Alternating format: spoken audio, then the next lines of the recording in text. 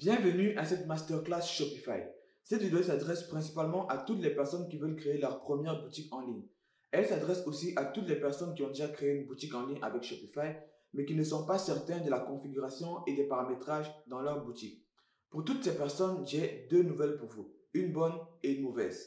La mauvaise nouvelle, c'est que vous avez certainement entendu dire que faire une boutique avec Shopify était quelque chose qui ne nécessitait pas forcément d'avoir de grosses compétences, ce qui est très vrai. Par contre, le faire tout seul est une expérience qui peut très vite devenir compliquée et très frustrante. Généralement, on ne sait pas exactement quoi faire et en plus, lorsqu'on a terminé, on ne peut pas identifier ce qu'on a mal fait. Il m'est arrivé de voir plusieurs boutiques, de très belles boutiques avec de bons produits qui perdaient de l'argent et ne faisaient pas de vente uniquement parce que les boutiques étaient mal paramétrées et mal configurées. La bonne nouvelle, c'est qu'à la fin de cette vidéo, vous ne serez peut-être pas capable de faire de très belles boutiques, mais vous serez capable de sauver des heures de tâtonnement. Mais surtout, vous allez éviter de perdre de l'argent en ligne parce que vous serez certain que vos boutiques sont bien paramétrées et bien configurées. On voit tout ça après le générique. Ciao.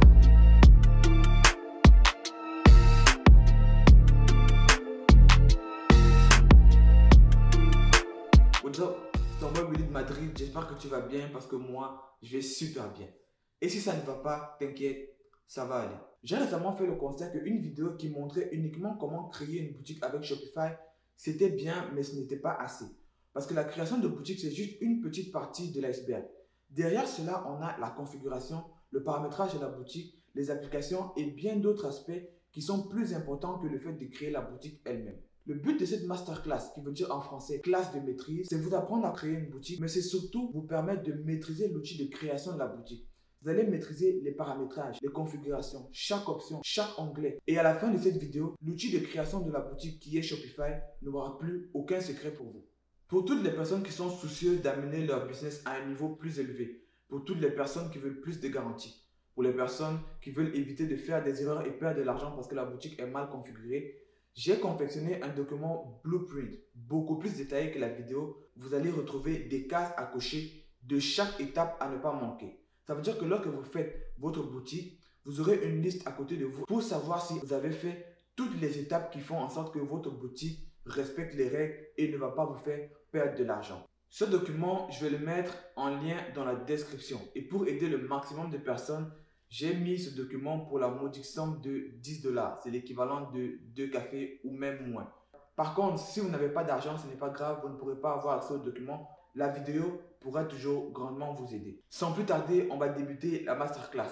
Let's go! On va pouvoir débuter cette masterclass. Pour que les choses soient plus efficaces, je propose que si vous avez un deuxième écran, que l'on puisse faire les manipulations au même moment. Pour éviter de perdre le maximum de personnes, vous allez prendre le premier lien qui est dans la description et le rentrer dans la barre de recherche. Ensuite, vous allez arriver ici. Si l'interface que vous voyez est en anglais, vous allez juste cliquer droit, traduire en français. Si l'interface est déjà en français, tant mieux. Dépendamment du moment où vous allez voir cette vidéo, cette interface pourra être différente de celle qu'on a maintenant. Parce qu'actuellement, il y a une promotion de Shopify qui vous permet d'avoir Shopify à 1 $ par mois pendant 3 mois. Donc, si vous tombez au bon moment, juste profitez. Ensuite, vous allez rentrer votre adresse email ici. Très important pour l'adresse email, il faut savoir que l'adresse email que vous rentrez doit être une adresse email valide. C'est-à-dire que c'est une adresse email à laquelle vous pouvez avoir accès à la boîte de réception. Il va y avoir des correspondances entre Shopify et vous pour vérifier un certain nombre de choses. Par exemple, ils vont vérifier si vous avez accès à cette boîte email et pour cela, ils vont vous envoyer ce qu'on appelle un lien de récupération. Donc, si vous n'êtes pas en mesure de récupérer ce lien, ils vont considérer que l'adresse email que vous avez rentrée ne vous appartient pas. Ce qui va se passer à ce moment, c'est que peut-être la boutique va continuer jusqu'à un certain moment, mais il y aura un délai au moment duquel ils vont suspendre la boutique. Donc, bien prendre en compte de rentrer une adresse mail valide. Ensuite, on va cliquer sur continue. Ici, c'est vraiment des formalités, ok? Vous allez juste cliquer sur suivant. Même si vous cliquez quelque chose ici, ça ne va rien changer. Je peux cliquer sur suivant ici, il n'y aura pas d'incidence. Je peux décider de cliquer ici, je déciderai plus tard, il n'y aura pas d'incidence pareil. Donc, on continue. Ensuite, le nom du magasin. Facultatif, ça veut dire que vous pouvez rentrer un nom ou pas, mais ça veut aussi dire que le nom que vous allez rentrer ici n'a pas d'importance parce que le domaine va toujours renvoyer sur Shopify. Mais par contre, vous ne pouvez pas rentrer un nom de boutique qui contient le mot Shopify. Aussi, vous ne pourrez pas rentrer un nom que quelqu'un d'autre a déjà rentré, ça va vous envoyer un message d'erreur. Donc, ce qu'on va faire ici, c'est qu'on va rentrer un nom facultatif. Ici, Shopify 24.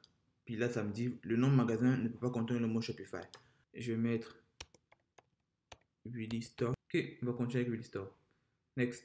Ensuite, où sera située votre entreprise. À ce moment-ci, ils vont me demander de continuer avec un compte Shopify. Donc, je vais utiliser l'adresse email que j'ai rentrée tout à l'heure. Le mot de passe sera le mot de passe de votre adresse email. Et la création de votre boutique va débuter. Good. Donc, officiellement, vous avez créé votre première boutique. Une fois que votre boutique est créée, vous allez arriver ici sur le menu général.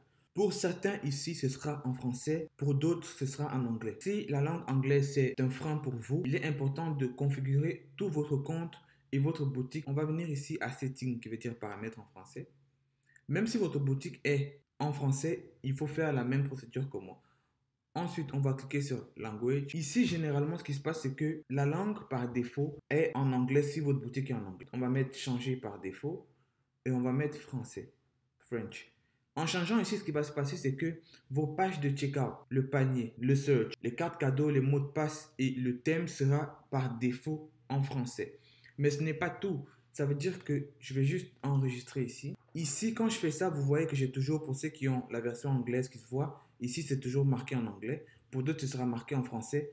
Mais vous devez toujours continuer à faire la procédure comme moi. Parce que généralement, vous allez paramétrer votre boutique en français. Vous allez mettre la boutique par défaut en français, mais votre compte sera en anglais. Donc, parfois, par défaut, vous configurez votre boutique en français, mais d'autres personnes, en fonction de leur localisation géographique, ils peuvent voir la boutique en anglais sans que vous ne le sachiez. Donc, vous allez venir ici à Learn more about language to change your account language, manage account. Ça veut dire que en savoir plus à propos des langues. Pour changer la langue de votre compte, gérer le compte. On va cliquer sur Manage account. Ensuite, ici, vous allez voir langue préférée. Ça, c'est la langue préférée de tout votre compte. On va modifier ici. On va cliquer sur français. Cliquer sur Save, qui veut dire enregistrer. Et actuellement, tout est correct. Ça veut dire que votre boutique est en français par défaut. Votre compte est en français par défaut. On peut retourner à la page d'accueil. Ensuite, il faut savoir que lorsque vous créez votre boutique, vous avez toujours une période d'essai. À l'époque, c'était 14 jours, mais aujourd'hui, c'est juste 3 jours. Donc, après les 3 jours d'essai, vous allez devoir payer $1 par mois pendant 3 mois. En premier lieu, vous allez devoir choisir votre forfait. Pour choisir le forfait, vous allez venir ici à paramètres. Tout à gauche, vous allez cliquer sur forfait. Cliquez sur choisir le forfait. La plateforme Shopify a 5 forfaits. Il y a un forfait basic, un forfait Shopify et un forfait avancé. Ensuite, vous avez le forfait starter qui est ici. Puis, vous avez le forfait Shopify Plus qui n'est pas mentionné ici. Vous avez la possibilité vous-même de choisir le forfait que vous voulez. Mais si vous êtes un débutant, je vous conseille de prendre le forfait basique parce que c'est le forfait que tout le monde utilise. Actuellement, son prix normal régulier, il est à $38. À partir du 23 avril, il va passer à $51. Mais si vous profitez de la promotion, vous allez l'avoir à $1 pendant les 3 prochains mois. On va cliquer sur choisir basic. Ici, vous avez deux versions, par mois recommandé et par mois, je prends le cycle de facturation mensuel. Donc ici, vous devez rentrer une adresse valide pour que ça puisse être enregistré dans votre compte Shopify. Il faut savoir que l'adresse que vous allez rentrer ici va être automatiquement la même adresse qui doit se trouver sur votre moyen de paiement. Si vous rentrez une adresse ici, qui est votre adresse professionnelle, et que l'adresse professionnelle n'est pas la même qui se retrouve sur la carte de crédit, votre paiement ne va jamais passer. Ça va essayer de débiter, mais le paiement ne passera pas. Il est très important que l'adresse que vous rentrez au niveau de votre adresse professionnelle soit la même qui soit marquée sur votre moyen de paiement. Donc ici, je vais rentrer une adresse. Dès que vous avez choisi votre forfait, vous avez rentré vos informations professionnelles, il va falloir maintenant ajouter un moyen de paiement. Parce que si vous n'ajoutez pas un moyen de paiement, le forfait que vous aurez choisi n'aura pas été validé. Que des fois, des personnes vont rentrer leurs informations professionnelles sans rentrer leur mode de paiement. Ce que ça va faire, c'est que ça va vous bloquer sur la version d'essai et vous n'allez pas pouvoir continuer. Donc, une fois que vous avez choisi votre forfait, vous avez rentré vos adresses professionnelles, il va falloir ajouter un moyen de paiement. Pour les moyens de paiement, ici, ce sera par carte de crédit ou par PayPal. Est-ce qu'il faut aller avec une carte de crédit ou est-ce qu'il faut aller avec PayPal? Je ne peux pas dire quelle est la meilleure méthode parce que moi, personnellement, j'ai toujours fonctionné avec une carte de crédit. Si d'autres personnes veulent essayer PayPal, je ne peux pas vous garantir c'est quoi les impacts que cela va avoir. Mais moi, forcément, je vais toujours avec la carte de crédit. Donc, une fois que vous avez rentré vos informations, vous allez cliquer sur Ajouter une carte de crédit. Donc, dès que votre carte de crédit aura été validée par Shopify, ce qui va se passer ici, c'est que vous allez voir moyen de paiement, la carte sera enregistrée. Donc, vous pourrez la modifier à tout temps. Si par exemple, vous avez mis une mauvaise carte de crédit, vous pourrez venir la modifier ici. Si vous voulez changer la carte de crédit, vous pouvez toujours venir la modifier ici en cliquant juste sur Modifier. Votre adresse que vous avez rentrée, vous allez devoir valider l'adresse. Parce que tant que le moyen de paiement est marqué, vous avez choisi votre forfait. Ce n'est pas encore terminé. Il faut que ici, à facturer maintenant, le bouton s'abonner s'affiche en vert pour que vous pouvez cliquer sur s'abonner. Tant que ça n'a pas été fait, vous n'avez pas encore choisi votre forfait. Il faut que toutes les étapes ici soient marquées enregistrées. Site de facturation enregistré, adresse professionnelle enregistrée, moyen de paiement enregistré. Et à ce moment-là, vous allez cliquer sur s'abonner. Good. Donc, on va revenir en clic ici sur accueil. Vous pouvez voir qu'au début, j'avais des notifications qui me disaient que je dois prolonger mon essai ici en haut et ici en bas. Et actuellement, ces notifications-là ont disparu. Ces notifications ont disparu parce que mon abonnement a été validé. Donc, si vous pensez avoir choisi votre forfait, vous avez rentré votre moyen de paiement et que vous revenez à l'accueil, vous trouvez toujours les notifications qui vous disent prolonger votre essai, ça veut dire que votre forfait n'a pas été validé. Ça veut dire que vous ne vous êtes pas abonné. On a choisi notre forfait, on a rentré notre adresse professionnelle, on a rentré notre moyen de paiement et on s'est abonné. Il va falloir ensuite enlever le mot de passe de votre boutique. Quand vous créez votre boutique Shopify, il est toujours bloqué par un mot de passe. Donc, il est important d'aller enlever ce mot de passe. Donc, pour l'enlever, vous allez venir sur boutique en ligne, préférences, et vous voyez, c'est marqué votre boutique en ligne est protégée par un mot de passe. Seuls les visiteurs ayant le mot de passe peuvent accéder à votre boutique. Pour permettre à tout le monde de parcourir et de faire les achats, supprimez le mot de passe. Donc, tant que vous ne faites pas cette modification ici, votre boutique sera toujours bloquée. Donc, vous pouvez modifier votre boutique, faire la boutique, rajouter les produits, tout ce que vous voulez faire. Après, publier la boutique sans toutefois désactiver le mot de passe. Et si vous restez au niveau de accueil ici, vous n'aurez pas la présence d'esprit d'aller désactiver le mot de passe. Ce sera dans votre checklist, ce sera effectivement dans le document que je vais vous donner. Il y aura toutes les étapes à faire. Juste quand vous faites une étape, vous cochez. Et vous serez sûr que votre boutique est en ligne sans aucun problème. On va venir ici, désactiver le mot de passe. Ici, c'est marqué protection par mot de passe. Limiter l'accès aux visiteurs détenant le mot de passe. Ça veut dire que même si la boutique est en ligne, quand ils vont taper le nom de votre boutique sur Internet, ils vont arriver sur une interface qui va leur demander de rentrer le mot de passe. Et ce mot de passe ici, c'est un mot de passe automatique que Shopify crée toujours pour bloquer la boutique. Donc, si vous ne l'enlevez pas, personne n'aura accès à votre boutique. Donc, ici, je vais enlever le mot de passe. Je désactive ici et je vais mettre enregistrer.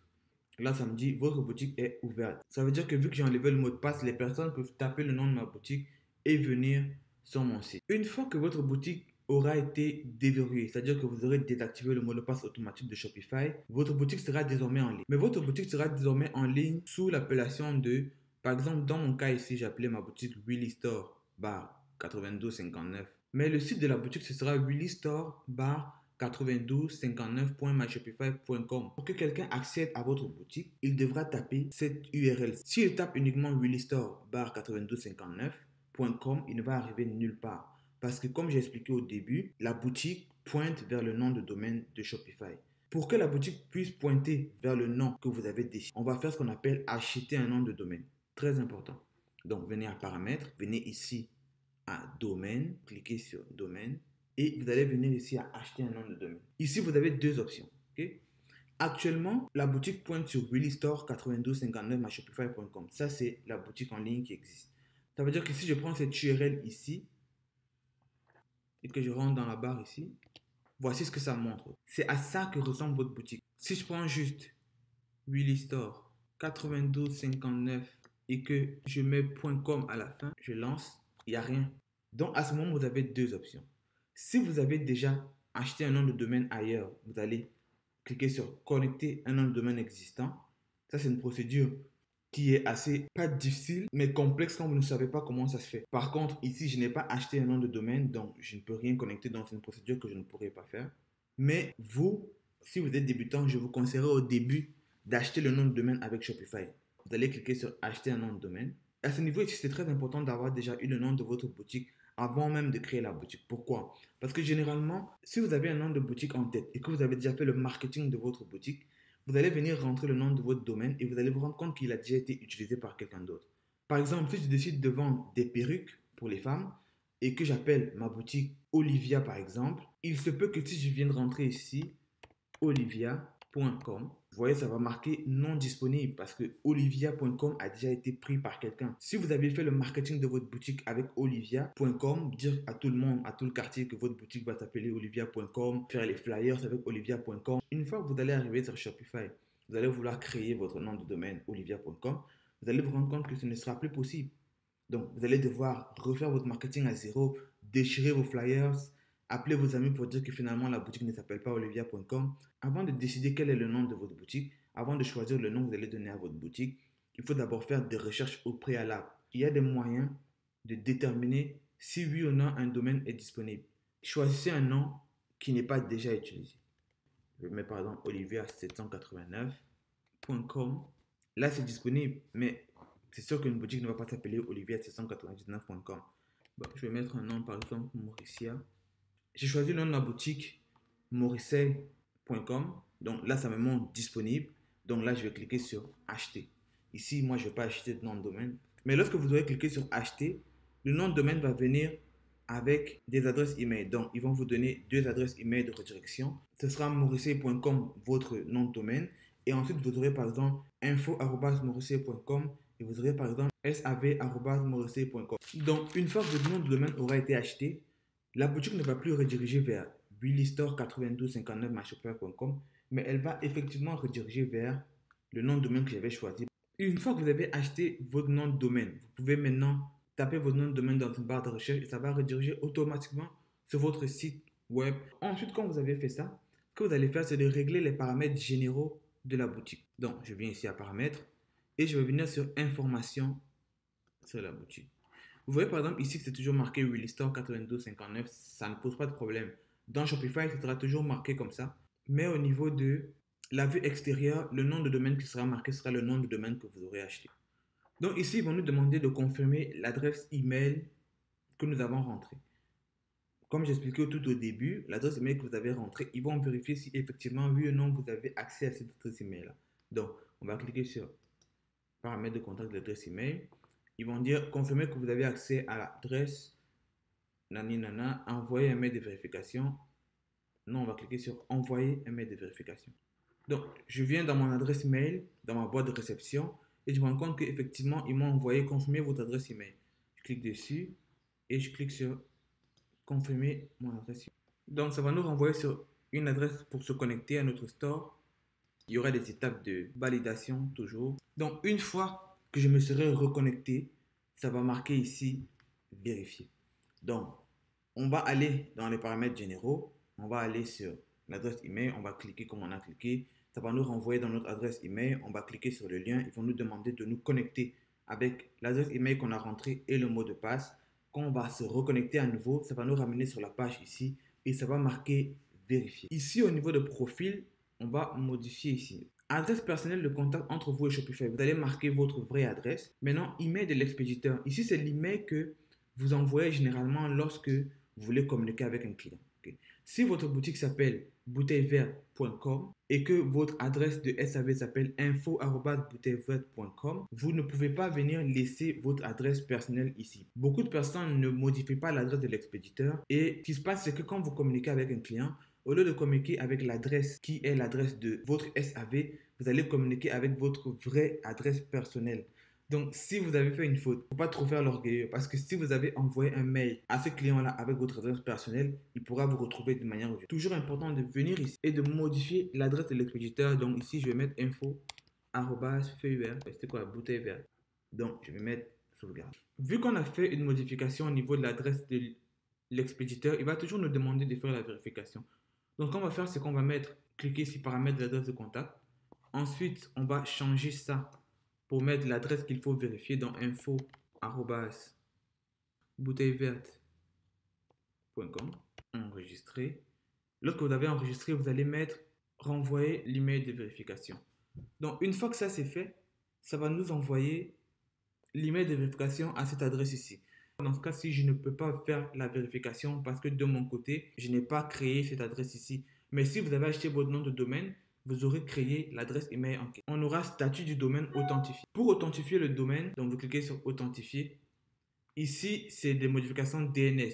C'est un peu compliqué. On ne va pas faire ça aujourd'hui. Peut-être dans une autre vidéo si c'est vraiment nécessaire. Ensuite, information de facturation, c'est l'adresse professionnelle qu'on a rentrée ici.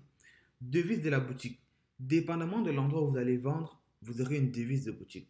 Admettons que vous viviez par exemple en France et que vous voulez vendre aux États-Unis. Ici, la devise de la boutique sera en euros. Je mets sauvegarder.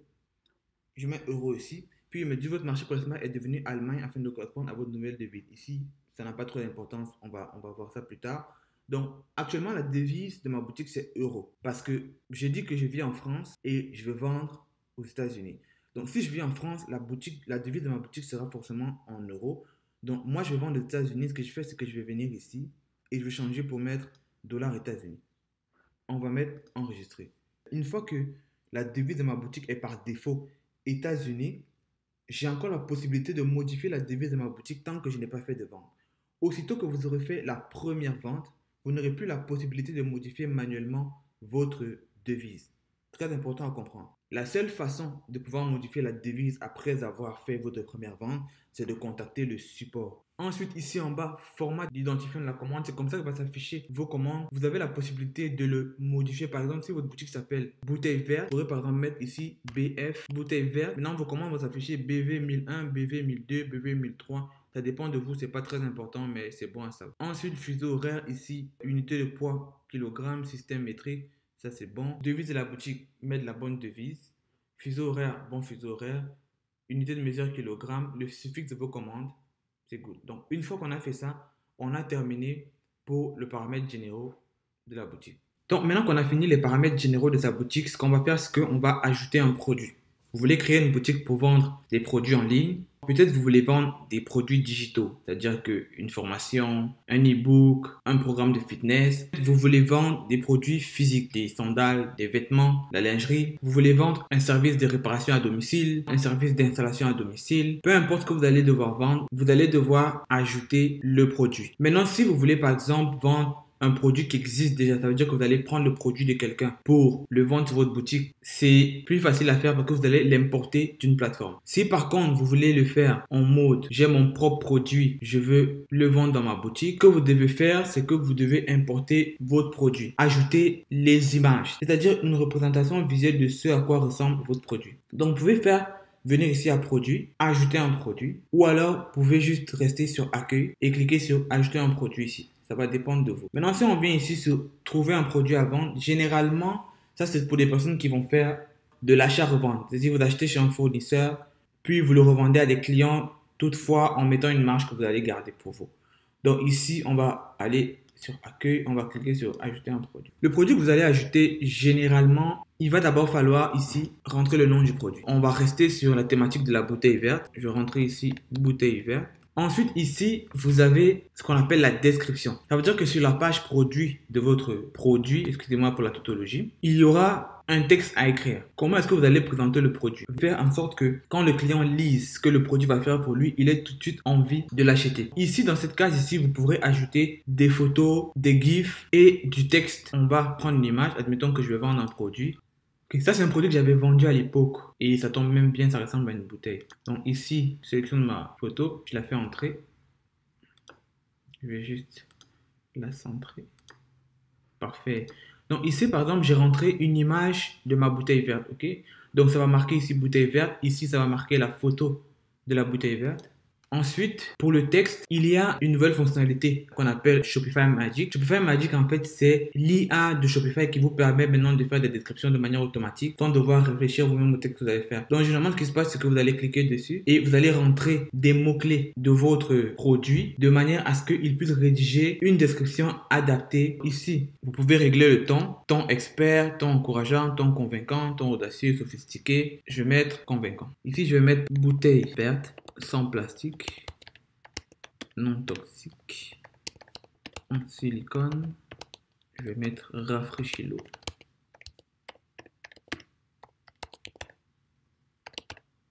Je vais mettre pratique. Ensuite, je vais mettre écriture automatique pour générer du texte. Donc, il a mis une bouteille verte pratique, sans plastique et non toxique, fabriquée en silicone. Elle vous permet d'emmener votre eau autant que vous le souhaitez et la garder rafraîchie en tout temps. La bouteille verte, une nouvelle façon passionnante et rafraîchissante de se désaltérer. La magie des IA maintenant, là, avec comme ChatGPT. Donc, vous avez en live la démonstration de Shopify Magic, qui est l'intelligence artificielle de rédaction de texte de Shopify. Donc, on peut passer. Ici, c'est les supports médias. Maintenant, à ce niveau ici, on aura les prix, ok? Combien est-ce que va coûter votre article? Par exemple, s'il coûte 39,99, ça c'est le prix normal.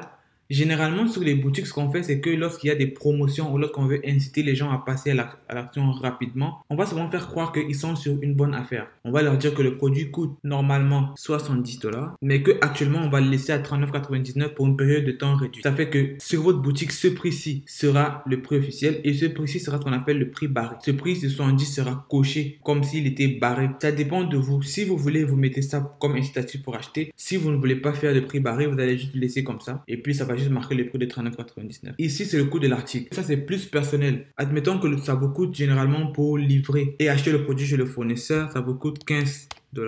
Comparément à votre prix de vente, ça va vous calculer le profit et la marge que vous allez avoir. Donc, en vendant le produit à 39,99 et en l'achetant et en livrant total 15 $, vous avez un profit de 24,99 qui vous fait une marge de 62,5%. On continue. Ici, suivre la quantité. Inclure les informations douanières pour l'expédition, ça on va le faire plus tard. Produits ou services numériques. Si vous vendez par exemple un cours ou un e-book ou quelque chose de digital, vous allez venir cocher ici. Ici, vous avez la possibilité d'ajouter les variantes. J'ai juste 2 variantes. Le bleu, je ne sais pas si c'est bleu ou c'est vert, et le rose. Par exemple, ici, la variante ce sera la couleur. Donc, j'ai une variante bleue ou c'est vert, je sais pas. Bref, je sais pas c'est quoi la couleur qui est devant moi. Peut-être que je suis devenu déjà daltonien. Bref, cette couleur-ci et le rose qui est à côté. Si vous voulez ajouter une autre variante, par exemple, la capacité ou la quantité, vous allez venir ici, vous allez marquer capacité. Et c'est à vous d'ajouter des options. Donc, ça, c'est good pour ça. Ensuite, statut du produit. Des fois, vous allez mettre des produits dans votre boutique. Vous commencez les publicités en ligne, mais vous ne voyez pas le produit disponible. La personne va acheter le produit, il n'arrive pas à toucher le produit. Pourquoi? Ça va souvent arriver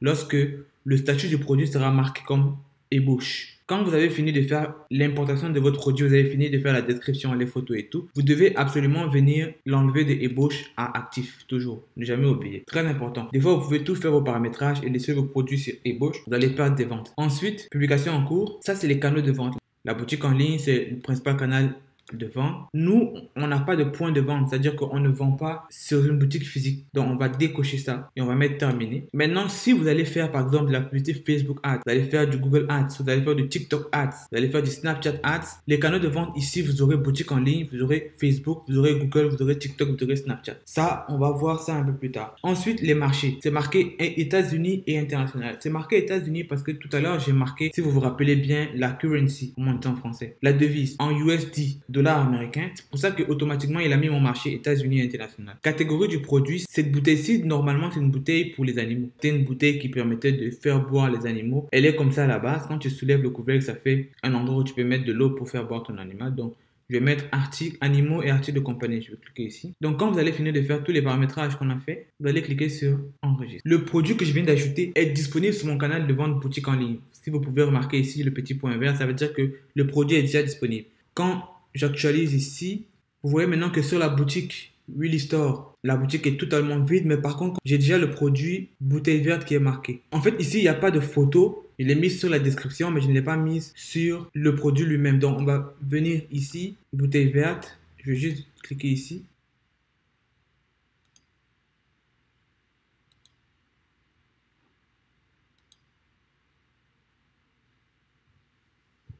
Ok, parfait. Donc, vous voyez, c'est marqué maintenant, il y a une jolie photo de notre produit. Si je viens ici, que j'actualise, donc ça, c'est la photo du produit maintenant, la bouteille verte avec le petit chien et tout. Donc, si je clique sur mon produit bouteille verte, voici la photo du produit que j'ai mis et voici la description.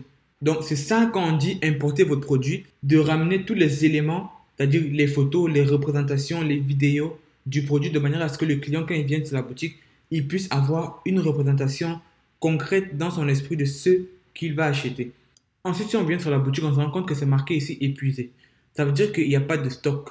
Donc, vous devez venir gérer le stock ici. Si vous avez importé le produit d'un autre fournisseur, le stock va se mettre automatiquement. Mais si vous n'avez pas importé le produit d'un autre fournisseur, c'est vous qui devez marquer la quantité que vous avez dans la boutique. Par exemple, ici, je vais dire qu'il y en a 100 enregistrés. Quand je vais revenir sur la boutique, je vais actualiser. Maintenant, la mention épuisé a été enlevée. Le produit est disponible. Il y a la possibilité de l'acheter. C'est tout pour ce volet. On va retourner à l'accueil pour la suite de la vidéo. Vous avez importé votre produit. Vous avez réglé les quantités. Vous avez marqué le prix. Vous avez mis votre produit actif. Vous avez géré les catégories. Vous avez géré les variantes. Ce qu'il faut maintenant faire, c'est passer à la conception de la boutique proprement dit. C'est-à-dire que votre boutique actuellement, elle ressemble à ça. Il faut configurer les pages, il faut changer ici le nom Willy Store, mettre le logo, il faut configurer les boutons, il faut configurer la page produit. Il y a tout ça à configurer. Ce qu'il faut savoir, c'est que généralement, pour que votre boutique soit belle, que vous ayez une boutique qui ne ressemble pas à toutes les autres boutiques, il vous faut un socle. Et ce socle, c'est généralement ce qu'on appelle un thème. On va cliquer sur boutique en ligne et on va venir sur thème. Actuellement, on a sur la boutique ce qu'on appelle le thème down. Le thème down ou down, je sais pas comment on dit ça. En fait, vous lisez D-A-W-N. Donc, ce thème-là, c'est un thème gratuit. Shopify a un ensemble de thèmes gratuits et un ensemble de thèmes payants. Si vous êtes un pur débutant, je pense que vous ne savez pas trop quel thème choisir. Donc, je vous conseillerais de rester sur les thèmes gratuits parce que plus vous allez avoir de l'expérience, plus vous allez avoir une petite image de ce à quoi vous voulez que votre boutique ressemble. En fonction de ce à quoi vous voulez que votre boutique ressemble et en fonction des fonctionnalités que vous voulez avoir, ça va vous permettre de déterminer le type de thème que vous voulez utiliser. Tout est une question de fonctionnalité et de besoin. Qu'est-ce que je veux? Quelle est la finalité? À quoi est-ce que je veux que ma boutique ressemble quand je vais la terminer? Vu que vous n'aurez pas peut-être ces réflexes-là, moi, je vous conseillerais d'aller avec un thème gratuit à cause de toutes les raisons que je viens de citer, mais surtout au fait que quand vous débutez, le plus important, c'est de débuter le plus vite en dépensant le moins d'argent possible. Donc, vous avez tous les thèmes. Ça, c'est le thème qui est actuellement sur la boutique, c'est le thème Dome, mais il n'a pas encore été customisé. Ensuite, vous avez le thème Refresh, vous avez le thème Craft, vous avez le thème Sense, vous avez le thème Write. Moi, perso, j'utilise la plupart du temps le thème Sense. Je peux le visualiser ici. Donc, il ressemble à ça.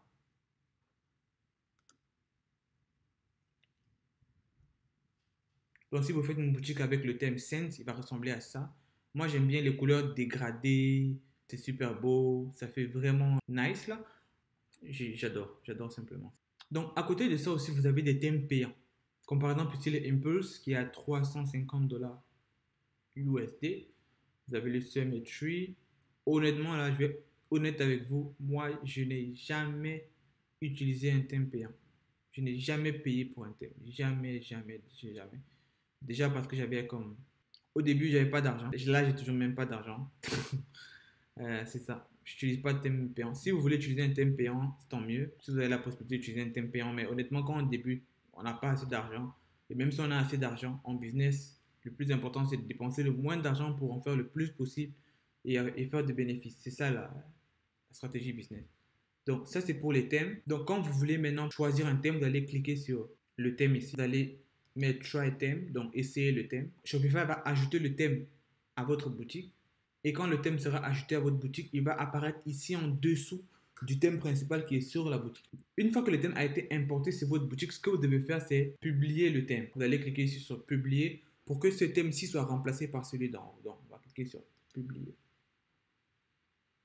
Donc, à ce moment-là, vu que c'est ce thème-là qui est publié, on va aller voir le résultat sur la boutique. On va actualiser. Voici à quoi ressemble la boutique après que j'ai mis mon nouveau thème. Donc, si je clique ici, là, c'est ça. Je pense que c'est même plus joli. Ça se voit que c'est vraiment plus joli. La dernière chose à savoir sur le thème, c'est qu'il y a plusieurs autres firmes qui développent des thèmes pour les boutiques Shopify.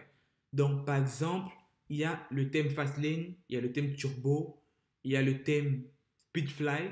Il y a plusieurs thèmes que vous pouvez utiliser dans votre boutique Shopify. Ce qui se passe, c'est que lorsque vous avez acheté un thème chez ces particuliers, il va falloir ajouter le thème à votre boutique. Vu que ce thème ne fait pas partie de la librairie Shopify, vous devez l'ajouter. Donc, vous allez venir ici à ajouter un thème, vous cliquez sur ajouter un thème et vous allez cliquer sur mettre en ligne un fichier compressé. Tous les thèmes que vous allez ajouter sur Shopify ne doivent pas dépasser la taille de 50 mégas. Et plus important, ils doivent être en fichier zip. Moi, si je clique ici, c'est un fichier zip, ok?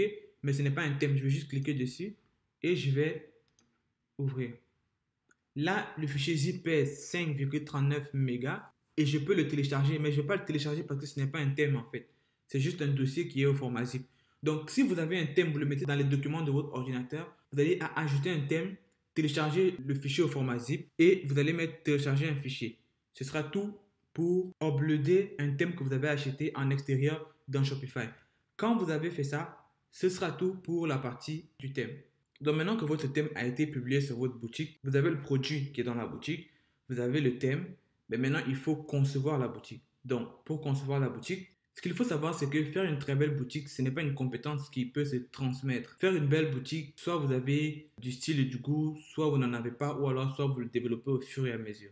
Mais pour vendre, pour faire des ventes en ligne, ce qu'il faut, ce n'est pas de l'esthétique. Ce qu'il faut, c'est de l'efficacité. Votre boutique n'a pas forcément besoin d'être belle. Vous n'avez pas besoin d'être un master en design web. Tout ce dont vous avez besoin, c'est d'être quelqu'un qui fait une boutique assez propre, épurée, responsable et surtout qui est bien configurée. C'est tout ce dont vous avez besoin. Beaucoup de personnes veulent mettre du temps à faire une belle boutique. Si vous savez comment bien configurer la boutique, si vous êtes sûr que vous avez bien configuré la boutique, et que en plus de ça, vous avez les capacités de la rendre encore belle, ce sera un plus. Mais si quelqu'un veut vraiment votre produit, si quelqu'un est vraiment intéressé par les bénéfices de votre produit, il ne va pas regarder si votre boutique est belle ou non. Les bases ici, c'est quoi? Lorsque vous faites une boutique, disons, monoproduit, ce qui va se passer, c'est que vous avez plusieurs pages. Vous avez la page d'accueil, vous avez la page produit, vous avez les collections, les listes, le panier, vous avez la page de paiement. Quand vous faites une nouvelle boutique, vous devez vous concentrer uniquement sur la page d'accueil, sur la page produit, sur le panier et sur la page de paiement. Le reste, vous le faites si vous avez le temps ou si vous avez le temps. La page d'accueil même, on peut la négliger si on veut. Pas trop quand même, mais on peut la négliger. Maintenant, si vous avez beaucoup de produits, vous allez aussi faire attention aux collections. Admettons que vous avez dans votre collection 7 produits, vous aurez 7 pages produits à customiser. On ne va pas faire de page produit proprement dit, mais je veux juste vous donner les bases pour que peu importe la situation, vous soyez capable de faire un site avec les éléments nécessaires. On va commencer par la page la plus importante qui est la page produit. Donc, vous cliquez ici. Ça va vous demander de choisir le produit. Ici, on a un seul produit. Donc, en fonction de ce que j'ai fait tout à l'heure, c'est à ça que ressemble notre page produit. Vous aurez la barre du haut, c'est-à-dire que c'est l'annoncement texte. Généralement, à ce niveau, c'est ici qu'on va mettre, si on a une promotion qui est en cours, on va la mettre ici. Une offre spéciale, si par exemple, on offre la livraison gratuite, on pourra par exemple mettre livraison gratuite sur toute commande de plus de 50 $. Facile. Cliquez sur enregistrer. Toutes les modifications que vous allez faire, toujours cliquez sur enregistrer. Ensuite, on vient à la deuxième section. Ici, c'est là que vous allez ajouter le logo. Si vous avez fait un logo, vous pourrez l'ajouter et le remplacer ici parce que ça, c'est ce qui représente actuellement le logo. Pour le modifier, vous allez venir dans les paramètres du thème, sélectionner une image pour le logo. Moi, je n'ai pas de logo. Donc, vous allez venir ajouter des images ici. Et dans votre ordinateur, vous allez récupérer les fichiers que vous voulez récupérer. Ça, c'est des choses que vous devez faire en amont, c'est-à-dire que vous devez préparer votre logo, préparer vos images et tout. Ce sera tout pour ça. Vous pouvez mettre le logo en haut à gauche, en haut au centre. Vous pouvez le mettre centré au milieu. Donc, ça dépend. Ça sera à vous de jouer dépendamment de comment est-ce que vous voulez que votre boutique ressemble. Puis, on va mettre enregistrer ici. Ensuite, ici, vous avez le menu déroulant. C'est un menu qui se conçoit à l'extérieur. C'est quelque chose qu'on va voir à la fin. Mais effectivement, qu'on prendra du temps pour en parler. Deuxième section ici, c'est la photo du produit. Vous allez devoir ajouter plusieurs contenus pour votre produit. Et ça ne va pas s'ajouter ici. C'est au niveau de produit, quand on a importé le produit, vous allez ajouter plusieurs contenus. Donc, toutes les photos que vous allez ajouter vont automatiquement s'afficher ici. Montrer le produit en utilisation pour que le client puisse s'imaginer en train de toucher le produit, s'imaginer en train d'utiliser votre produit. Donc, après avoir modifié la bande-annonce, l'entête, on va arriver ici aux informations du produit. En fait, les informations du produit, c'est tout ce qui va s'afficher ici. Au niveau de bouteille jusqu'au bouton acheter maintenant. Ici, on aura le texte qui est marqué, là c'est marqué ici en bleu texte, donc à ce niveau ici. Ensuite, ici vous avez le titre. Si vous pouvez bien regarder au niveau gauche, chaque fois que je vais toucher un endroit ici, ça va se surligner en gris de l'autre côté. Ici après, on a le prix. Le sélecteur de variantes, vu qu'on n'a pas de variante, je n'ai pas ajouté de variante, il n'y en a pas. Ensuite, on va tomber sur la quantité. Ensuite, le bouton d'achat qui est constitué de le bouton d'achat au panier, le bouton acheter maintenant. Dans certains cas, pour faciliter la décision d'achat, d'autres personnes vont souvent conseiller d'enlever le bouton acheter maintenant et laisser le bouton ajouter au panier. Mais c'est vraiment relatif, ça dépend de chacun. Je ne peux pas vraiment dire qu'il y a un qui marche plus que l'autre. Ça dépend de comment vous le ressentez. Mais le plus important, c'est de tester et d'itérer au fur et à mesure. Donc, si je clique ici sur le bouton d'achat, je peux décider d'enlever le bouton dynamique, c'est-à-dire que le bouton acheter maintenant, si je coche ici, il va s'enlever et je peux mettre enregistrer. Gardez toujours à l'esprit que votre page produit doit être le plus simple possible pour ne pas embrouiller les clients avec trop de variantes et tout. Ensuite, ici on a produit associé, là je n'ai pas de produit que je peux ajouter. En bas, on a l'inscription à la liste newsletter et ici on a le footer. 2023 Willistar, commerce électronique propulsé par Shopify. Ça, c'est une mention que beaucoup de commerçants n'aiment pas. Des fois, ils l'enlèvent. Il y a une façon de l'enlever dans le code du thème. Maintenant, si vous voulez ajouter d'autres sections, vous allez venir ici à ajouter une section. Et là, vous allez ajouter tout ce que vous voulez. Collection en vedette, ça veut dire que vous allez ajouter d'autres produits en plus de ce produit ici que vous vendez. Mais je ne conseille pas ça parce que des fois, vous voulez vendre un produit, vous ne voulez pas que les gens commencent à avoir les yeux sur d'autres produits. Ça va les rendre hésitants. ils ne vont pas passer à l'achat. Vous avez les produits en vedette, vous avez le texte enrichi, vous avez image avec texte. Généralement, c'est ce qu'on utilise souvent pour pouvoir illustrer des choses. Donc, par exemple, ici, je vais ajouter image avec texte. Donc, ici, par exemple, vous allez pouvoir ajouter une image, vous allez mettre sélectionner une image. Donc, c'est ça, image avec un texte. Donc, après avoir mis les photos de votre produit, vous avez la description, les infos du produit. En bas, vous pouvez illustrer, par exemple, autre chose. Donc, vous allez mettre ici une image et puis vous allez rentrer du texte ici. Gardez ça très, très simple. Donc, quand vous avez fini de faire ça, vous allez venir ici cliquer. Ça va vous demander d'éditer. Ici, par exemple, vous allez mettre grande capacité de stockage. On va sortir de là. Puis ici, le texte, vous pouvez cliquer dessus. Ça va aussi venir là. Là, vous allez modifier. C'est ça que ça donne pour le moment. Si je viens au niveau de la boutique Willy Store, j'actualise. Vous allez voir que la partie que j'ai ajoutée commence à être visible ici. OK?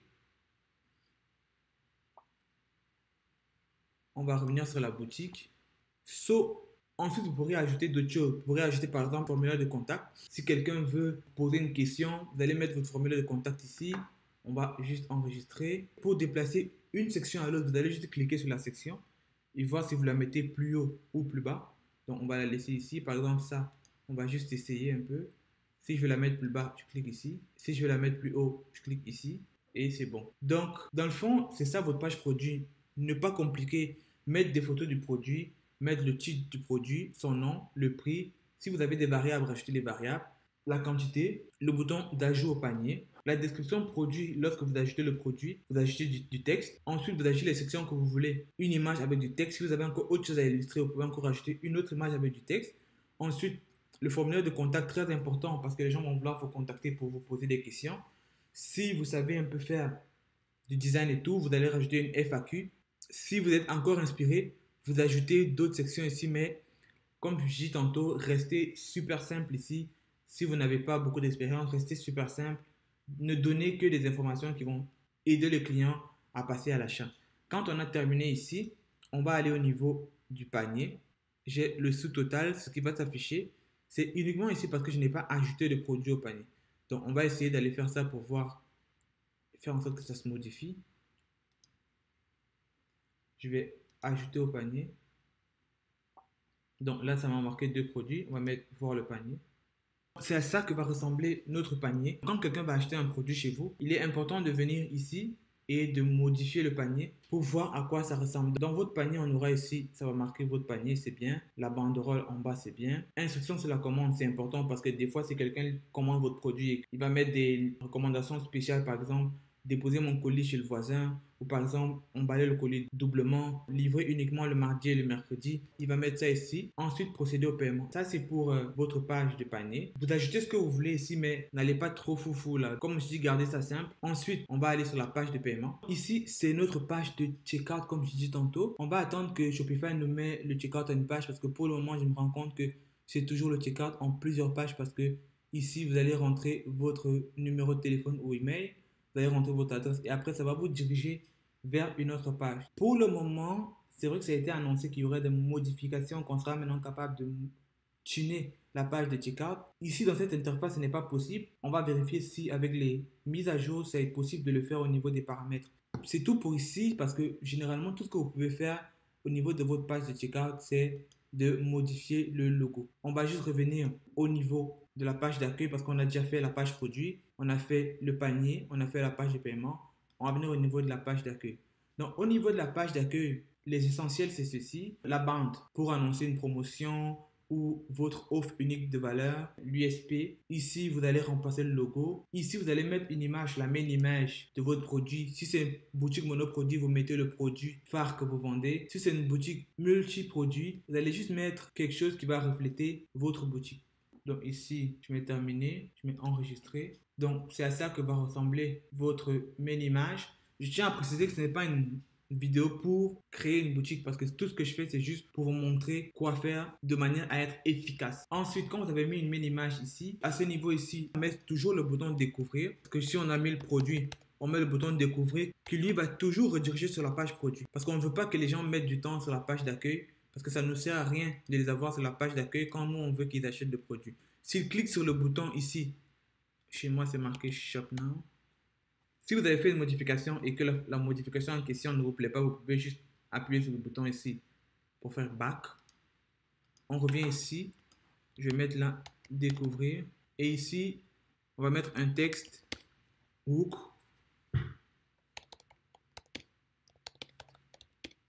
La bouteille de tous les toutous heureux. Good. Donc, la bouteille de tous les toutous heureux. Découvrir. Good. On va toujours enregistrer. N'oubliez pas, c'est très important. Vous allez ajouter une section ici. Faites pas compliqué. Vous allez rajouter le produit. Avant d'ajouter mon produit, si je vois que j'ai une collection de produits en vedette, normalement, quand vous avez une collection, il y a plusieurs produits qui vont s'afficher ici. Si vous avez une collection de 5, 6, 7, 8, 9, 10 produits, c'est bien d'avoir une collection feature. Mais si vous n'en avez pas, que vous avez juste une boutique monoproduit, c'est pas bon de le mettre comme ça parce que nous, on veut afficher tout le produit en entier. Donc, ce qu'on va faire, c'est que si vous voulez supprimer une section, peu importe l'endroit que ce soit sur la page produit, page d'accueil, panier, checkout et tout, vous allez cliquer sur la section, venir en bas et mettre retirer la section. Quand la section est retirée, vu que ici en haut, la première ligne, le premier carré ici, c'est les deux premiers ici. Et ici, le bas de page, c'est ici. Donc, moi, je vais ajouter une partie ici au milieu. Ce que je vais faire, c'est ajouter une section. Vu que je vais ajouter un produit, je vais mettre ici produit en vedette. Ça m'ajoute une section. Je vais cliquer ici, produit. Ils vont me demander de sélectionner le produit. Je vais le sélectionner. Et je vais cliquer ma bouteille verte. Et ensuite, je mets sélectionner et enregistrer. Ce que ça fait ici, c'est que moi, je veux que les gens viennent sur mon produit. Je veux que les gens achètent mon produit. Si je n'ai qu'un seul produit, s'ils vont aller sur la page d'accueil, tout ce que je veux, c'est qu'ils voient encore mon produit. Quand ils vont revenir sur la page de produit, je veux qu'ils voient toujours mon produit. Si j'ai plusieurs produits, ce qui va se passer, c'est que quand ils vont aller sur la page d'accueil, il faut que je leur fasse comprendre qu'en plus des produits qu'ils viennent de consulter, il y a d'autres produits aussi qui sont disponibles dans la boutique. Mais si j'ai un seul produit sur la page d'accueil, je mets l'image de mon produit. Tout ce qu'on veut, c'est toujours les renvoyer sur la page de produit parce que c'est à ce niveau qu'il y a le bouton ajouter au panier. Donc ensuite, je reviens sur mon produit. On a enregistré, je sors. Là, la possibilité, j'ai mon texte, j'ai le prix, sélecteur de variantes, bouton acheter au panier, ajouter. Je peux décider d'ajouter le bloc et mettre du texte. Donc, si je viens ici, ce texte-ci peut être une autre description. Donc, je peux taper n'importe quoi ici. Ça va apparaître en bas là-bas. Donc, enregistrer. Donc, ça va dépendre de vous. Donc, ça, c'est notre page d'accueil. Donc, amusez-vous, prenez le temps de regarder chaque section, à quoi ça sert, comment est-ce que je peux la customiser. Plus vous allez faire ça, plus vous allez avoir de grosses capacités sur cette plateforme. Prenez le temps d'explorer, découvrir, allez de pas en pas, vous allez même commencer à aimer à faire des boutiques, ce sera très bon. Pour récapituler la partie de la customisation de la boutique, on va voir déjà à quoi ressemble ce qu'on a fait tout ensemble. Je viens ici, j'actualise. Ok, donc on voit qu'on a un rendu assez présentable quand même. Ici, c'est l'accueil, la page d'accueil. Si je veux aller sur la page produit, je vais cliquer ici sur découvrir et ça va m'amener uniquement sur notre page produit qu'on a créée. Les photos du produit, description, photos du produit, image avec texte, bouton, formulaire de contact et email. Donc, si je clique ici, page d'accueil, si je clique ici, découvrir, page produit, je peux ajouter au panier ici, voir le panier. C'est à ça que ça ressemble. J'ai tous mes processeurs de paiement ici. Procéder au paiement. Et là, on arrive sur la page de checkout que nous avons paramétré ensemble. Donc, récapitulatif. Lorsque vous allez vendre votre propre produit, vous allez vendre soit un produit digital, vous allez vendre soit un produit physique, vous allez vendre un seul produit, vous allez vendre une collection de produits. Les pages les plus importantes à paramétrer, c'est au début, c'est les pages produits de tous les produits dans la boutique. Si vous avez un produit, vous faites cette page-là en premier. Ou si vous avez plusieurs produits, vous faites toutes les pages produits. Ensuite, après avoir fait cette page, vous allez faire le panier, customiser votre panier. Quand vous avez fini de customiser votre panier, vous customisez votre page de paiement. Et quand vous avez fini de customiser votre page de paiement, vous customisez votre page d'accueil. Donc, c'est les 4 pages les plus indispensables à faire lorsque l'on veut créer sa boutique. Si vous n'êtes pas un pro en design web ou si vous n'avez pas un esprit esthétique, faites juste l'essentiel. Nous avons importé le thème. Nous avons importé le produit. On a fait la conception de la boutique. Ensuite, qu'est-ce qu'il faut faire immédiatement? C'est que votre boutique est déjà en ligne. Donc, des gens peuvent tomber sur votre boutique par hasard et essayer de passer une commande. Donc, il faut que si ça arrive, même par erreur, il faut que vous soyez prêt. Et qu'est-ce que j'entends par être prêt? C'est que si la personne veut passer un achat, il faut que dans votre boutique, il y ait un processeur de paiement. Si vous ne savez pas c'est quoi un processeur de paiement, j'ai fait une vidéo qui parle de tous les outils indispensables à avoir pour monter un business e-commerce. Je vous inviterai à aller voir cette vidéo un peu plus tard après que celle-ci soit finie pour pouvoir savoir c'est quoi un processeur de paiement. Donc, généralement, lorsque la personne va passer l'achat sur votre site, il faut un outil pour pouvoir récupérer l'argent chez le client et l'envoyer dans votre compte bancaire. Donc, ce qui se passe, c'est que on va donc aller à paramètres sur moyens de paiement. En moyen de paiement, ici, c'est tous les processeurs de paiement possibles que vous pouvez avoir pour récupérer l'argent des clients. Un moyen de paiement, ce n'est pas le moyen de paiement comme on a vu au début où c'était votre carte de crédit que Shopify allait débiter pour vos paiements mensuels. Ici, le moyen de paiement, c'est plutôt par quel moyen est-ce que vous récupérez l'argent. C'est-à-dire que quand le client paye une commande sur votre site, où est-ce que cet argent-là va aller? Donc ici, comme processeur de paiement, vous avez la principale méthode utilisée par les boutiques Shopify. C'est ce qu'on appelle Shopify Payment. Shopify Payment, c'est un processeur de paiement qui est intégré avec votre boutique Shopify pour pouvoir prendre l'argent. Donc, si vous voulez récupérer l'argent sans trop vous tracasser, c'est Shopify Payment. Par contre, Shopify Payment a certaines exigences qu'il demande pour pouvoir utiliser cela. Je pense que déjà de base, il y avait un certain nombre de pays qui n'étaient pas admissibles à Shopify Payment. Je ne me souviens plus exactement lesquels. Mais je sais qu'en France, ce n'était pas possible à un certain moment. Plusieurs pays d'Europe qui n'avaient pas la possibilité d'utiliser Shopify Payment. Aux dernières nouvelles, c'est déjà possible de le faire. Je ne peux pas affirmer parce que je n'ai pas vérifié. La première plateforme, c'est le Shopify Payment. Pour configurer, vous allez juste venir à terminer la configuration. Donc, ils vont vous demander votre entreprise, le numéro de l'entreprise, les coordonnées de l'entreprise. Donc, vous allez rentrer le numéro de transit, le numéro d'institution, le numéro de compte, la devise. Et dès que vous allez finir, vous allez juste mettre ici terminer la configuration. Donc, c'est à peu près tout pour ce qui concerne Shopify Payment. Dès que vous avez fait ça, vous êtes automatiquement accepté. Maintenant, si vous n'avez pas la possibilité d'avoir un compte Shopify Payment parce que vous n'avez pas, par exemple, un compte bancaire ou un numéro d'entreprise, ce que vous faites, c'est que vous allez passer aux autres moyens de paiement. Par exemple, si vous voulez utiliser PayPal, vous allez cliquer ici sur Gérer. Ils vont vous demander de terminer la configuration. Vous allez cliquer terminer la configuration. Et ici, si par exemple vous avez déjà un compte PayPal, ce qui va se passer, c'est que quand vous allez rentrer votre adresse email ici, je vais rentrer ici par exemple la mienne, je vais mettre suivant. Ce qui va se passer, c'est qu'il va reconnaître que l'adresse PayPal que vous avez mis a déjà un compte PayPal. Donc, il va juste vous demander de vous connecter à votre compte PayPal.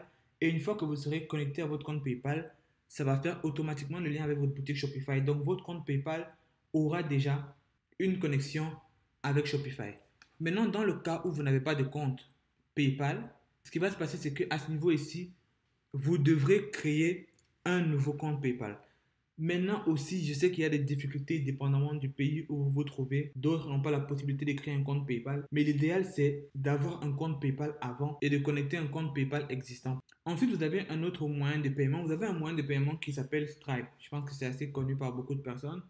Par contre, Stripe et Shopify Payment ne cohabitent pas ensemble sur la même boutique. Si vous activez Shopify Payment, vous ne pourrez pas avoir Stripe. Si vous avez Stripe, vous ne pourrez pas avoir Shopify Payment. Donc, parce que les deux, géographiquement parlant, sont destinés à des boutiques qui sont dans des espaces bien précis. Donc, pour installer Stripe sur votre boutique, il va falloir désactiver Shopify Payment. Pour installer Shopify Payment sur votre boutique, il va falloir automatiquement enlever Stripe. Donc, ça va dépendre de vous. Soit vous allez avec Shopify Payment, soit vous allez avec PayPal, ou alors vous mettez Stripe sur votre boutique. Moi, je ne casse plus la tête. Je vais avec Shopify Payment. C'est vrai que j'ai entendu dire que ça créait beaucoup de problèmes à d'autres e-commerçants.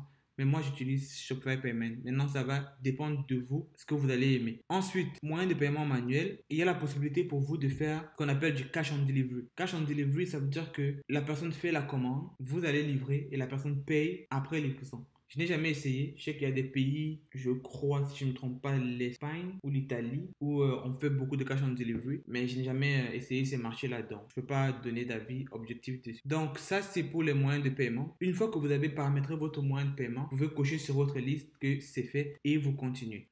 Ensuite, j'en ai parlé brièvement, mais je vais revenir dessus parce que c'est important. Une fois que votre processeur de paiement à récupérer l'argent, elle va bloquer l'argent pendant un certain nombre de temps pour s'assurer que vous n'êtes pas un scammer, que vous avez livré le produit et que les clients sont satisfaits. Dès que ça se sera fait, la plateforme de paiement va vous envoyer l'argent dans votre compte bancaire. Donc, il est important d'avoir un compte bancaire où est-ce que l'argent pourra être viré. Donc, si vous avez un compte PayPal, automatiquement, ça veut dire que vous avez un compte bancaire. Si vous avez un compte Shopify Payment, ça veut dire que vous avez un compte bancaire. Mais si vous n'avez pas de compte bancaire et que vous voulez débuter en e-commerce, comme j'ai dit, j'ai fait une vidéo qui parle de tous les outils nécessaires à avoir avant de débuter en e-commerce. Je vous conseillerais de voir cette vidéo pour savoir tout ce dont vous aurez besoin comme outil avant de vous lancer dans le processus clairement dit. Donc, c'était ça pour les comptes bancaires. So, let's move to the next one. Donc, l'argent est arrivé dans votre compte bancaire. Ensuite, vous allez checker si vous avez bien paramétré les paramètres de livraison du produit. Donc, vous allez venir ici à expédition et livraison. Donc, vous allez marquer créer un nouveau profil. Donc, je vais mettre un nom à mon profil de livraison. Je vais mettre bouteille verte. Ensuite, ajouter un produit. Vous allez ajouter le produit dont vous voulez paramétrer à la livraison. Donc, c'est notre bouteille verte qui n'est pas verte. Dès que c'est fait, on va faire créer une zone. Donc, ici, je vais mettre, on a dit qu'on voulait vendre dans quel pays déjà? États-Unis. On va mettre US, que je n'ai pas choisi le pays. Donc, on va mettre terminé. Donc, j'ai choisi mon produit. J'ai choisi la zone d'expédition États-Unis. Je vais ajouter un tarif. Ça veut dire que qu'est-ce que la personne va payer quand la personne va prendre le produit. Donc, on a mis livraison sur la bande. Le header, on a mis livraison gratuite pour toutes les commandes de $50. Ça veut dire qu'en bas de $50, la livraison sera payante. Ici, on va mettre par exemple 9,90. On va enregistrer. On va faire un nouveau tarif qui va s'appeler par exemple Express International. On va ajouter une condition en fonction du prix de la commande. Si commande prix minimum $50, gratuit. On va mettre terminé. Donc dans ce cas ici, si la commande est de $50 et plus, le prix sera gratuit. Si la commande, pas de condition, ça veut dire que par exemple, si la commande est en dessous de $50, 9,99. Donc, on a fini nos paramètres de livraison. On va donc enregistrer. Ce qui veut dire que sur une boutique, vous pouvez avoir plusieurs produits que vous vendez dans différents marchés. Ça veut dire que je peux avoir 2 produits dans ma boutique. J'ai un produit que je vends uniquement aux États-Unis, un autre produit que je vends uniquement au Canada. Pour ce produit-ci, si la personne vit dans un autre pays, par exemple la France, et qu'il veut acheter le produit, il n'aura pas la possibilité de l'acheter parce que je n'offre pas la livraison dans ce pays-là. Dernière précision sur les livraisons, c'est que vous avez la possibilité de livrer avec des transporteurs officiels, comme par exemple Post Canada et UPS. Lorsqu'on lance une boutique en ligne, il y a des applications de base dont vous aurez besoin. C'est-à-dire que c'est des applications qui sont indispensables au bon fonctionnement de votre boutique en ligne. Et ces applications-là, vous les trouvez dans l'App Store de Shopify. Il y a 2 façons d'y accéder. Vous devez venir sur Applications. Vous allez taper par exemple Facebook. Vous allez faire Entrer. Ça, c'est un moyen d'y accéder. Ou alors, vous pouvez aller sur Paramètres et vous allez venir sur Applications et canaux de vente. Vous cliquez dessus. Là, ça va vous mettre les applications qu'il y a actuellement dans votre boutique en ligne. Et vous allez aller sur App Store de Shopify. Donc, actuellement, vous avez plusieurs applications et vous avez 2 façons d'accéder à ces applications-là. Les premières applications dont vous aurez besoin, c'est les canaux de vente. C'est-à-dire que lorsque vous voulez vendre avec votre boutique en ligne, pour attirer le trafic, vous devez forcément utiliser la publicité en ligne. Les applications que vous allez télécharger ici, c'est l'application Facebook et Instagram, c'est l'application, le canal Google. Pour le télécharger, vous allez juste cliquer ici et vous allez mettre ici ajouter l'appli. C'est des applications qui sont purement gratuites, donc pas besoin de stresser à ce niveau-là. Ensuite, dès que vous avez ajouté Facebook et le canal Google, si vous faites du TikTok, vous pouvez venir ici et ajouter TikTok et ainsi de suite, Snapchat et toutes les autres applications que vous voulez. Quand vous avez fini avec les canaux de vente, c'est la première étape, vous allez aller à ce qu'on appelle le marketing par courriel et par SMS. Généralement, lorsque vous lancez une boutique en ligne, tout le monde pense uniquement à la publicité payante, mais derrière la publicité payante, il y a aussi une façon de relancer les clients avec ce qu'on appelle l'SMS et l'email marketing. Donc, pour ça, il y a déjà des fonctionnalités d'SMS et d'email marketing au niveau de Shopify. La fonction SMS marketing n'est pas encore très bien développée, mais par contre, la fonction email marketing est super bien développée. Mais ce n'est pas quelque chose qu'on a l'habitude d'utiliser. Moi, personnellement, quand j'ai commencé à utiliser l'email marketing, j'ai commencé avec une plateforme qu'on appelle Klaviyo. Actuellement, c'est l'une des meilleures plateformes, c'est celle qui fonctionne toujours le mieux pour tout le monde. C'est celle-là que moi je vais vous recommander. Par contre, si vous faites vos propres recherches et que vous trouvez qu'il y a d'autres applications qui font mieux que Klaviyo ou qui font pareil que Klaviyo, vous pourrez toujours tester. Il n'y a pas de méthode ou d'application ultime. L'application ici, c'est Klaviyo. Donc, Klaviyo ici, c'est pour le SMS et l'email marketing. Klaviyo vient juste d'intégrer la fonctionnalité SMS marketing dans son application. Pour faire de l'SMS marketing, vous allez prendre une application spécialisée qui s'appelle SMS Bump, que je recommande aussi. Donc, SMS Bump ici, vous installez SMS Bump. Ensuite, Après avoir installé les canaux de vente, après avoir installé les applications d'email et SMS marketing, si vous faites du dropshipping ou alors vous allez faire de l'achat-revente de produits, généralement vous aurez besoin d'applications pour faire ce qu'on appelle le sourcing de produits. Le sourcing de produits, c'est que vous avez des plateformes qui ont des revendeurs et vous avez la possibilité d'aller prendre les produits sur cette plateforme-là, c'est-à-dire prendre le contenu, les descriptions, le stock, les codes SKU pour pouvoir les mettre sur votre boutique lorsque vous allez l'importer. Donc, quand vous allez importer le produit à partir de la plateforme de signe, vous n'aurez plus besoin de faire le stock. Vous n'aurez plus besoin de faire les variables. Tout ce que vous allez faire, c'est peut-être modifier les contenus et refaire les descriptions. Comme application indispensable dans ce cas-là, vous aurez besoin d'une application qu'on appelle Deezer. C'est l'application de sourcing de la célèbre plateforme AliExpress. C'est elle ici, en orange, avec 14 771 reviews. Donc, c'est elle. Ensuite, vous avez une application comme CG Dropshipping. C'est une application aussi qui est assez correcte. Je l'ai déjà utilisé 2-3 fois là, c'est pas si mal que ça. Vous avez donc ces deux applications-là que je recommande comme indispensables si vous faites du drop. Ensuite, vous aurez des applications pour faire les avis clients. Quand vous commencez à vendre vos produits sur Internet, vous n'avez pas d'avis clients parce que les personnes n'ont pas acheté pour donner leurs commentaires sur votre boutique. Généralement, ce qu'on fait, c'est qu'on passe par des applications qui vont nous permettre de mettre des commentaires momentanés le temps qu'on puisse avoir de vrais commentaires. Ces applications-là, vous aurez une application comme par exemple Loop. Donc, voici l'application Loox. Ensuite, vous avez une application qui s'appelle Okendo, aussi que j'ai vu, mais j'ai toujours eu la difficulté à utiliser cette application-là.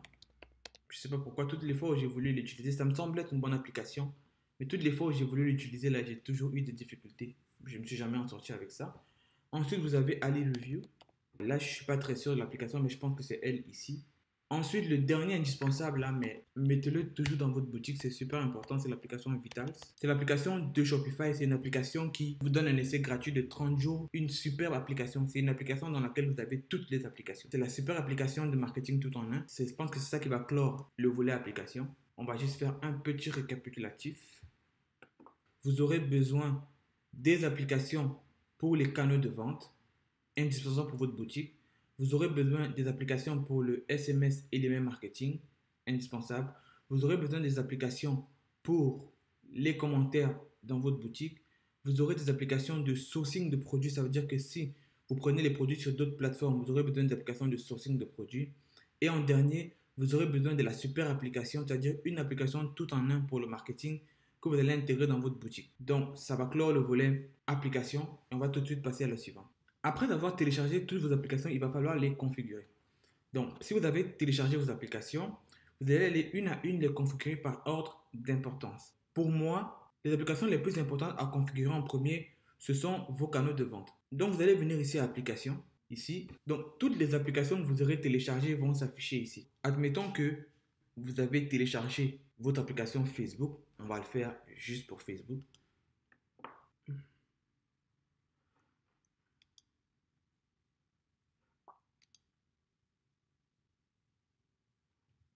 Donc, vous téléchargez l'application, vous allez mettre ajouter le canal de vente. Dans la configuration ici, on met commencer à vendre des articles sur Facebook et Instagram. Première chose, c'est venir ici, vous allez mettre commencer la configuration. Ici, je ne vous conseille pas de le débuter ici. Ce serait mieux de le débuter dans votre business manager. Si vous ne savez pas ce qu'est un business manager ou si vous savez ce qu'est un business manager mais vous ne maîtrisez pas totalement, j'ai fait une vidéo sur les business managers, vous pourrez aller les consulter. Ensuite, donc ici, ils vont vous demander d'associer un compte. Donc, associer un compte Facebook. Donc, vous allez associer le compte Facebook avec lequel vous avez l'habitude de naviguer sur les réseaux sociaux. Je ne pourrais pas terminer la configuration de Facebook ici parce que je n'ai pas envie d'associer mon compte Facebook personnel à une boutique démo. Mais c'est comme ça que ça va se passer. Ensuite, les ressources professionnelles. Les ressources professionnelles ici, ce sera un business manager. Vous allez associer votre business manager, votre compte publicitaire, une page. Vous allez créer un compte Merchant Center. Vous allez créer un catalogue Facebook et vous allez accepter les conditions d'utilisation ici à la fin. Toutes les ressources dont vous aurez besoin, toutes les ressources professionnelles dont vous aurez besoin, je vais les citer dans le document qui sera dans le lien de la description, comme j'ai dit tantôt. Ce sera un document qui sera vraiment étayé. Vous aurez la possibilité d'aller dans le document, de voir à chaque endroit, à chaque étape, est-ce que j'ai fait cette étape? Oui, tu coches. Est-ce que je n'ai pas fait cette étape? Oui, tu coches. Si tu ne l'as pas fait, tu l'as fait. Pour que à la fin, quand vous ayez terminé votre boutique et votre configuration, vous ayez le cœur tranquille que toutes les étapes ont été faites et que vous ne ratez pas des ventes à cause d'une mauvaise configuration. Ensuite, vous allez ressortir ici. On va repartir à application. Donc, vous avez vu ici que le canal de vente Facebook, parce que ici, Facebook n'est pas forcément repéré comme une application, mais plutôt comme un canal de vente.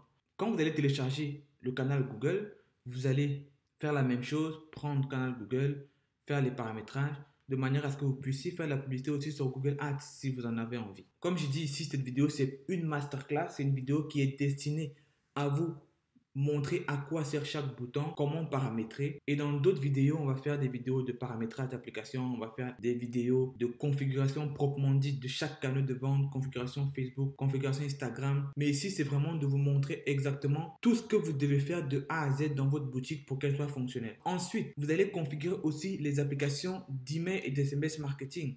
Toujours au même endroit, vous allez toujours cliquer sur applications, paramètres et applications. Toutes les applications que vous aurez téléchargées vont s'afficher ici.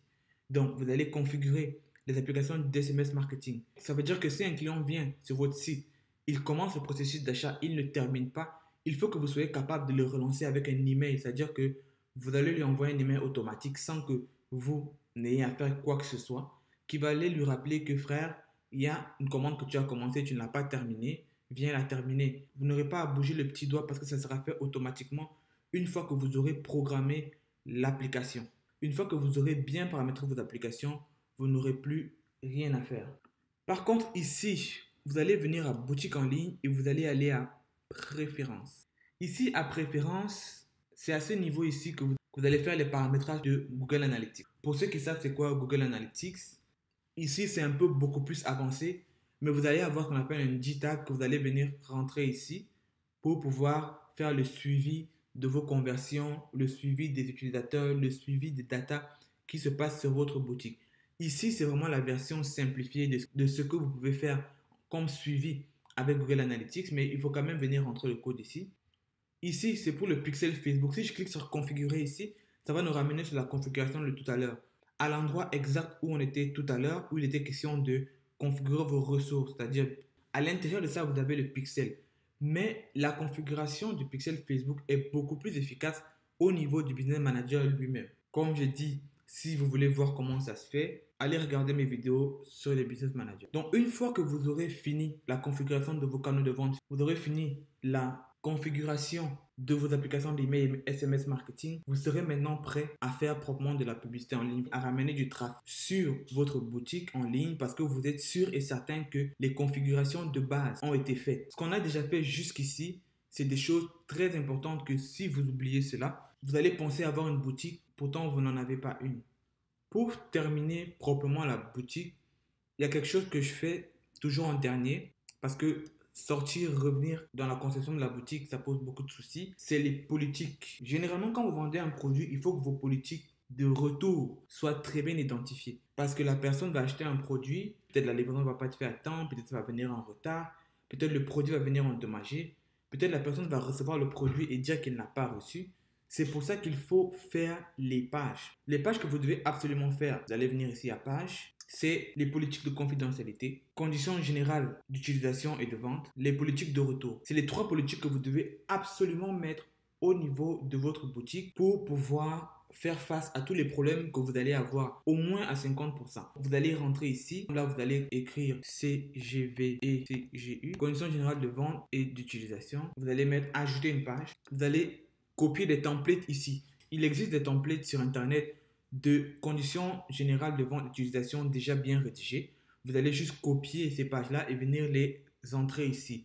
Prenez bien le temps de relire les politiques pour que ça puisse être adapté à votre produit. Et quand vous avez fait cela, vous cliquez sur Intrarse, Entrée. Quand on a cliqué sur Entrée, je peux sortir comme ça. Et vous voyez que ma page de conditions générales de vente et d'utilisation a déjà été créée. Donc comme ça, vous allez créer une autre page pour la politique de confidentialité, une autre page pour les politiques de retour. Donc, lorsqu'un client achète votre produit, il faut que sur la page de checkout, que les politiques soient mentionnées en dessous de la page. Si ce n'est pas mentionné, vous pourrez avoir des problèmes en cas de litige. Parce que si les politiques sont mentionnées à ce niveau-là, à la page de checkout, ça veut dire que le client est conscient en achetant le produit qu'il peut consulter les politiques, mais il ne l'a pas fait. Ou alors il l'a fait et il est d'accord avec les politiques. Pour que vos politiques s'affichent, vous allez venir ici à paramètres.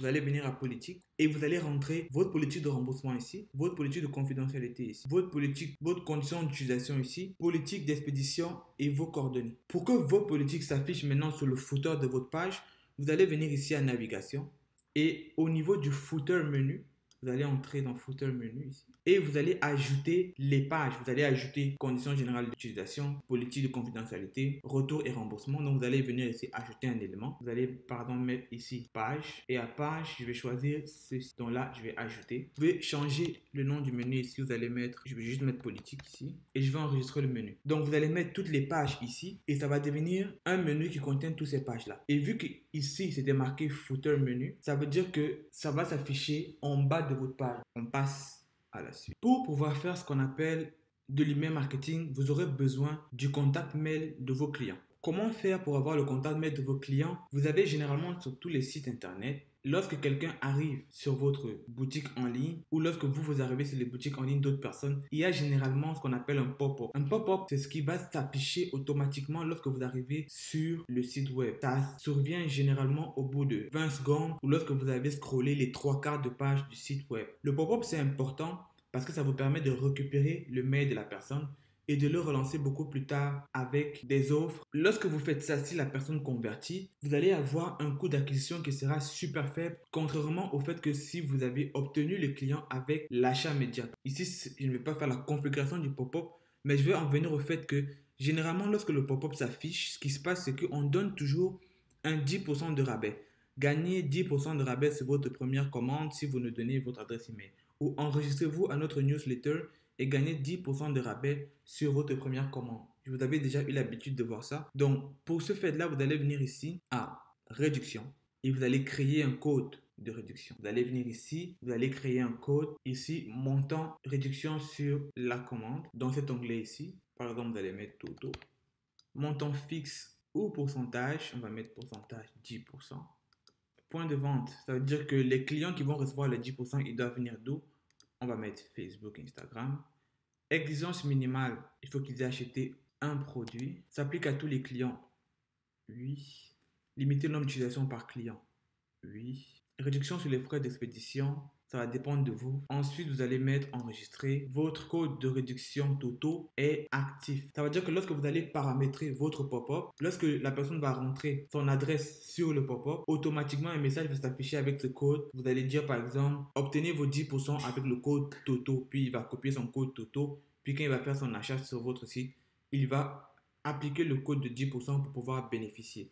Ensuite, lorsque ceci est fait, vous avez configuré bien votre boutique, vous avez ajouté votre produit, vous avez mis le thème, vous avez configuré la boutique, vous avez enregistré les canaux de vente, tout a été activé. Vous êtes allé sur votre produit, vous avez vérifié que tous les canaux de vente étaient activés, vous avez vérifié que le produit était actif. Avant de commencer la publicité en ligne, il faut s'assurer que tout le processus d'achat est valide. Lorsque vous aurez configuré Shopify Payment ici, vous aurez un onglet qui va s'afficher, passer en mode test. Quand vous allez passer en mode test, vous aurez la possibilité de tester tout votre tunnel d'achat. Ça veut dire que vous ajoutez vous-même le produit au panier. Vous faites des tables de checkout, vous rentrez la carte de crédit test, vous faites un achat, vous vérifiez si au niveau de votre email marketing, tout a été bien configuré, c'est-à-dire que la confirmation de commande, les paniers abandonnés, le message de remerciement lorsque la personne va inscrire son nom dans la newsletter, vous confirmez que tout votre processus d'achat est correct et que ça ne bug à aucun moment. Si vous testez avec une carte de crédit Shopify, la livraison ne va pas vous poser problème. Par contre, il y a une deuxième façon de tester, c'est de revenir, comme je vous ai montré, à réduction, de créer un code de rabais 100%. Sauf que quand vous allez rentrer le code de rabais de 100%, la livraison va vous bloquer. Vous avez le choix d'aller d'abord débloquer la livraison, faire l'achat avec le code de rabais pour que ça passe, ou alors de faire le test avec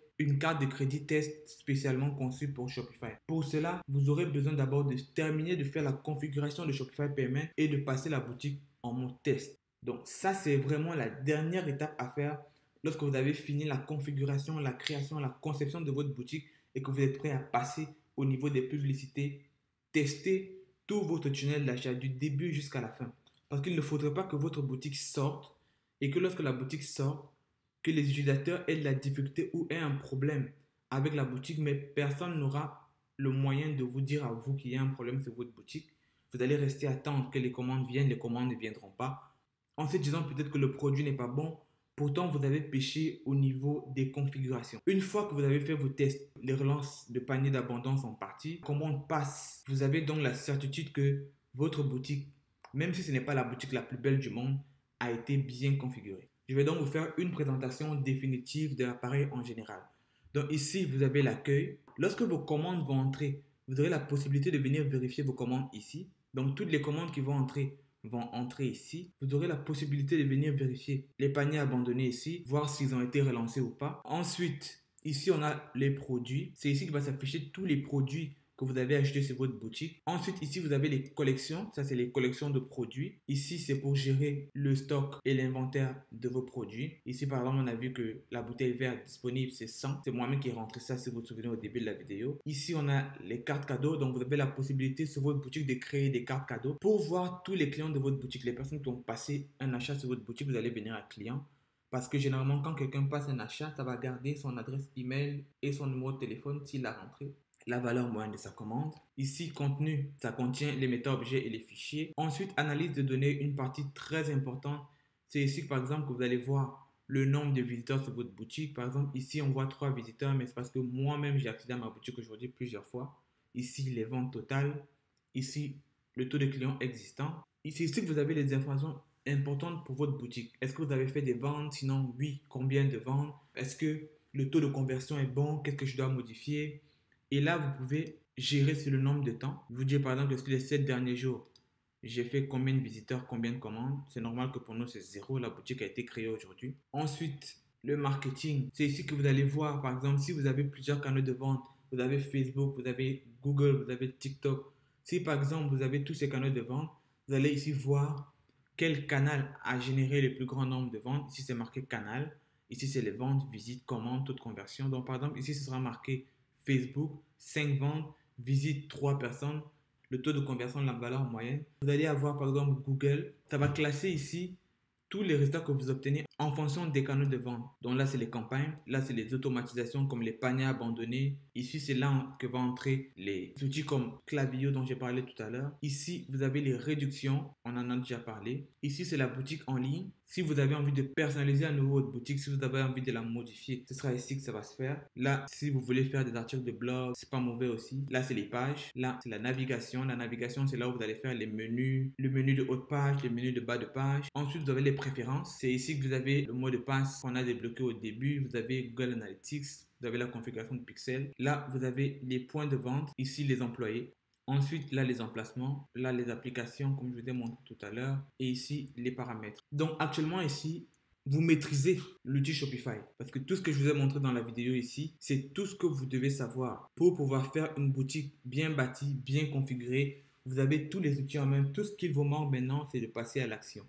Aussi, si je ne sais pas combien de temps est-ce que la vidéo va durer, si vous avez regardé la vidéo en entier pour une fois, c'est très bien, ça prouve que vous avez vraiment envie de réussir. Si vous n'avez pas la force de regarder la vidéo une deuxième fois, ou alors si la vidéo est super longue et que vous n'avez pas envie de passer d'étape par étape, ou alors vous mettre à rechercher à quel niveau j'avais dit ci ou dit ça, prenez le document que j'ai mis. Dans ce document-là, je vais détailler toutes les étapes du début jusqu'à la fin de manière écrite, avec des cases à cocher de manière à ce que quand vous allez faire votre première boutique tout seul, vous pourrez regarder la vidéo de temps en temps, mais le document sera là pour cocher. Par exemple, au début, est-ce que j'ai enlevé le mot de passe de la boutique? Vous allez cocher. Est-ce que j'ai configuré tous mes canaux de vente? Vous allez cocher. Est-ce que j'ai mis tous mes produits en actif sur la boutique? Vous allez cocher. Toutes les étapes dont j'ai parlé ici de manière verbale, elles seront écrites dans le document. N'oubliez pas que si vous avez créé la boutique avec le lien que je vous ai donné, vous avez la possibilité de payer $1 par mois pendant 3 mois. C'est rien du tout. Même si vous ne créez pas de boutique, au moins naviguez à l'intérieur, entraînez-vous, essayez de faire de belles boutiques, explorez, naviguez, soyez curieux. Vous avez 3 mois pour faire ça jusqu'à ce que la boutique devienne payante. Au bout de 3 mois, vous pouvez refermer la boutique.